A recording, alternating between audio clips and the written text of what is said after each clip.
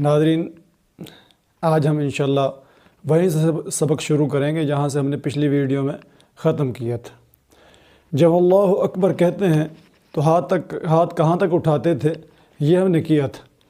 اب قیام میں ہم نے ہاتھ باندھنے ہیں، تو ہاتھ کہاں پہ باندھیں گے؟ مرد حضرات اللہ اکبر کہنے کے بعد ہاتھ، یہ انگلی، چھوٹی انگلی اور انگوٹھا، اس سے الٹے ہاتھ کو پکڑیں گے اور تینوں انگلیاں سیدھی رکھنی ہیں یہ، اور ناف کے اوپر ہاتھ باندھ سکتے ہیں، ناف کے نیچے ہاتھ باندھ سکتے ہیں۔ یہ تو مرد حضرات کے لیے، اور عورتیں سینے پہ ہاتھ باندھیں گی اور اپنی چادر کے نیچے باندھیں گی، پہلی بات۔ دوسری بات، نظر جو ہے سجدے کی جگہ پہ رکھنی ہے۔ بعض لوگات قیام کے اندر جو ہے لوگ ایسے ادھر ادھر دیکھ رہے ہوتے ہیں، تو ایسوں کے بارے میں حدیث میں آتا ہے کہ ان کو ایسا ہے جیسے کہ شیطان نے اچک لیا ہو۔ نمبر 3، تیسری بات کا خیال قیام کے اندر یہ رکھنا ہے، گردن جھکا کے نہیں رکھنی ایسے۔ کچھ لوگ گردن ایسے جھکا لیتے ہیں ایسے، اللہ کے نبی حدیث کا مفہوم ہے کہ گردن سیدھی رکھا کرتے تھے، نہ زیادہ اکڑ کر کھڑے ہوتے تھے اور نہ ہی زیادہ اتنے یعنی کہ ڈھیلے ہو کے کھڑے ہوتے تھے کہ جیسے جان ہی نہ ہو۔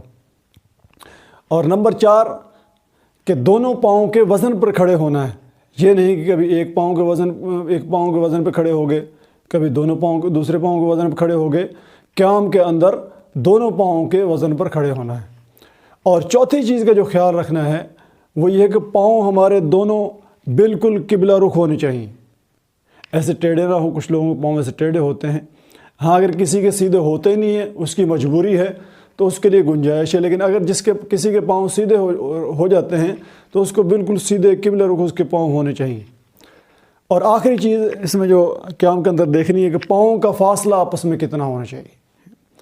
پاؤں ہمارے مردوں کے لیے 2 پاؤں کے درمیان کم سے کم 4 انگلیوں کی جگہ فاصلہ ہونا چاہیے، 4 انگلیوں کا، اور زیادہ سے زیادہ اپنے وجود کے مطابق کر سکتا ہے، جتنا اپنا وجود ہو اس کے مطابق کھول سکتا ہے۔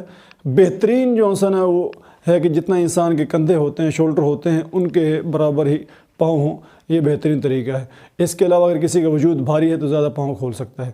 اور عورتیں کوشش کریں گی پاؤں جوڑ کر رکھیں، یا کم سے کم فاصلہ ہو پاؤں کا، کہ عورتوں کے لیے ہے کہ جو ہے وہ سمٹ کر نماز پڑھتی ہیں، اور اگر وجود زیادہ وجود بھاری ہے تو اس کے حساب سے وہ عورتیں اپنا گنجائش بھی ہے کہ پاؤں کھول بھی سکتی ہیں جتنا اپنا آسانی ہو۔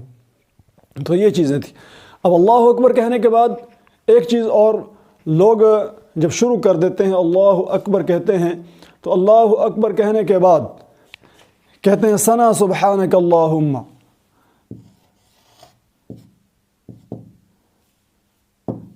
ثنا سبحانک اللہم۔ تو ایک بات یاد رکھنی ہے ہم نے کہ نماز کے اندر ثنا نہیں کہی جاتی، نماز کے اندر ثنا نہیں کہتے ہم، اس لیے کہ ثنا جو یہ سبحانک اللہ کا نام ہے، اور نام جو نماز کے اندر نہیں پڑھتے۔ جیسے سورہ فاتحہ کے اندر، سورہ فاتحہ کا نام کیا ہے؟ فاتحہ۔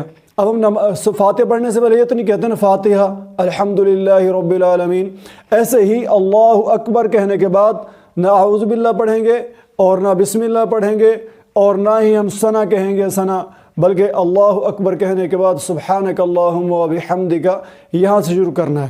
ثنا جو یہ اس کا نام ہے، اور اس کا نام جو ہم نماز کے اندر نہیں پڑھیں گے۔